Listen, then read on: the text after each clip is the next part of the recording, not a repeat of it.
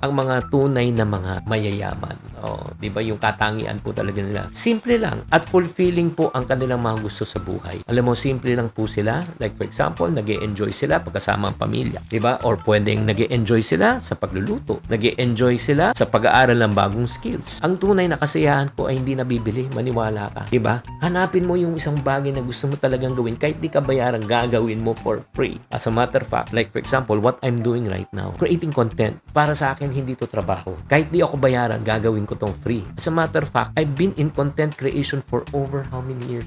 18 years na. 18 years na ako na sa YouTube. 18 years ago, walang monetization. Walang bayad. And the reason why I'm doing this, kapatid, is because I want to reach out to more people, especially ang kababayan nating OFW na hindi naman kayang umattend ng mga session ko. Diba? Yan pong ginagawa. Kaya nga, maghanap kayo ng ika nga ng mga bagay na gusto nyo gawin.